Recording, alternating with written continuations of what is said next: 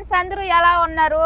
ఇవాళ్ళైతే అసలుకి ఇప్పుడు టైం అయితే 6:15 అయిందండి. ఎండ అసలు వదలటం లేదు, చిన్నంగా ఎండ కాయటం లేదు, బయటకు రాలేకున్నాము, బెట్టబడిపోతున్నాము. అంత భయంకరంగా ఎండ కాస్తుంది, దానికి తగ్గట్టు దుమ్ము లేస్తున్నది. ఓకేనా ఫ్రెండ్స్, ఇప్పుడు చేయడానికి వీడియో కారణం ఏంటంటే బోల్డ్ ఉన్నాయి, కానీ సింపుల్గా చిన్నది ఒకటి చెప్తాను. నేను ఖాళీ దొరికింది, నాకు కొంచెం మాలియాకు పోతున్నాను, కోయట్ సిటీకి పోతున్నాను, ఏమన్నా సామాన్ తెచ్చుకుందామని చెప్పి. ఎందుకంటే నేను రేపు నెలలో ఇంటికి పోతున్నానండి, అందుకని చెప్పి. ఇంకో విషయం ఏంటంటే చాలామంది హెల్ప్ చేయమని అడుగుతున్నారండి నన్ను. 10,000 ఉంటే పంపిండి, 5,000 ఉంటే పంపిండి, 1000 రూపాయలు ఉంటే పంపిండి, నాకు హెల్ప్ చేయండి, మీరు నన్ను తొడుకోరండి, మీ కాడ నేను వర్క్ చేస్తాను, ఈజా పంపిండి, సాయం చేయండి, ప్లీజ్ సాయం చేయండి అని అడుగుతున్నారండి. మీరు అడుగుతున్నారు, మీ పట్ల అన్నీ కరెక్టే. నా విషయం నన్ను కూడా అర్థం చేసుకోవాలి కదా మీరు. మొన్న ఇంటికి పోయేసి వచ్చాను కదా వంశీని, మీకు ఆల్రెడీ తెలుసు నేను హైదరాబాద్లో చేర్పించానని. వంశీకి ఫీజు 4 ఏళ్ళది ఒకటేసారి కట్టిమన్నారండి. చాలా బాధపడ్డాను నేను, ఎందుకంటే వాడు అడిగాడు, వాడు నచ్చిన కాడ చేర్చాలి, వాడు చదివేది కదా అని చెప్పి. కనీసం ఎవరి కాడ అప్పు చేయలేదు, కనీసం నేను ఎవరిని అడగలేదండి. ఏదో నా కాడు నేను కొంచెం తీసుకొని, కొంచెం ఏమంటే నా బంగారు ఉంటే పెట్టి బ్యాంకులో పెట్టి తెచ్చుకొని వంశీకి కట్టానండి.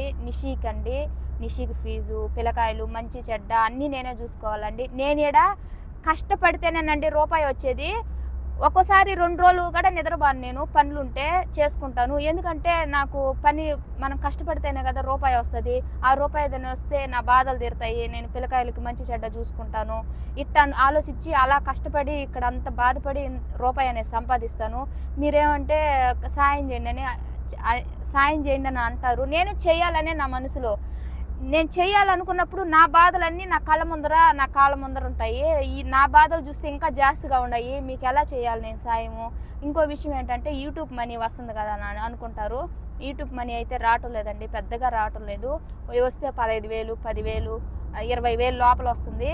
నాకు అవి అయితే అస్సలు సాలటం లేదు. అవి వచ్చినా కూడా కాసుకొని ఉంటాయి, మా ఇంట్లో కరెంటు బిల్లులని అవి అని ఇవని కాసుకొని ఉంటాయి, ఆడికి సరిపోతుంది. నా వీడియోలు చూశారు కదా, నేను ఇక్కడికి వచ్చి నెల అవుతుంటే వీడియోలు సరిగ్గా పెట్టడం లేదండి, తిరగటం లేదు. సరిగ్గా పెడితే కదా నేను తిరిగేదానికి, వీడియోలు అలా తిరగటం లేదు, మనీ పడేదానికి కూడా. ఖచ్చితంగా నాకు శక్తి వచ్చినప్పుడు, నాకు రూపాయి నా బాధలన్నీ తీరిపోయి నాకు శక్తి వచ్చి 10 రూపాయలు మిగిలింది అన్నప్పుడు ఖచ్చితంగా సాయం చేస్తానండి, నేను చేయకుండా అయితే ఉండను. ఓకేనా ఫ్రెండ్స్, ఈ విషయం అర్థం చేసుకుంటారని చెప్పి ఇలా వీడియో తీసి పెడుతున్నాను అనమాట. ఓకేనా ఫ్రెండ్స్, మా ఇంట్లో సంపాదించే వాళ్ళు కూడా ఎవరు లేరండి. నేను ఒక్కదాన్నే సంపాదించి పిల్లలు మంచి చెడ్డ సంసారం అన్నీ చూసుకోవాలండి. మా ఆయన కానీ మా అమ్మ కానీ ఓన్లీ బర్రెలు చూసుకుంటారు. దాంట్లో వచ్చే ఆదాయము తిండికి కూరకి జరుపుకుంటారండి. అంతేగాని ఇంకా ఎక్కువ అయితే వాళ్ళు అయితే చేయలేరు. ప్రతి ఒక్కటి నేనే చూసుకోవాలి. అందుకనే మీరు అర్థం చేసుకుంటారని చెప్పి చెప్తున్నాను. నాకైతే ఇవన్నీ చెప్పుకోవాలని ఇష్టం లేదు. మీరు కామెంట్లు పెడుతున్నారు చూడు, మాకు సాయం చేయండి అని, అందుకని చెప్తున్నాను ఈ విషయము. కొంతమంది వీసా తీయండి, హెల్ప్ చేయండి అన్నారు. కోయట్లో హెల్ప్ చేయాలంటే చాలాసార్లు కూడా మీకు చెప్పాను నేను వీసాల గురించి. ఎవరినంటే వాళ్ళని నమ్మి తీసుకోబాకండి. ఇక్కడ ప్రతి ఒక్కటి మనం అనుకున్న మనకు తెలిసిన వాళ్ళ కాడే తీసుకోవాలి. అన్నప్పుడల్లా దొరకదు, నా చేతిలో ఉండదా? నేనేమన్నా స్పాన్సర్నా? నేనేమన్నా కోయట్ వాళ్ళనా? వీసాలీనా? అది మన టైం అండి. తీసేవాళ్ళు ఉంటారు చాలామంది, అట్లాంటి వాళ్ళని పట్టుకొని తీపించుకోండి. నాకైతే తెలియదండి, దయచేసి అర్థం చేసుకోండి. ఓకేనా ఫ్రెండ్స్, ఇవాళ వీడియో టాపిక్ ఇదనమాట. ఓకేనా, చూసారా ఫ్రెండ్స్, ఇదే కోయట్ సిటీ అనమాట. ఎంతంత పెద్ద బిల్డింగ్లు ఉన్నాయో చూడండి.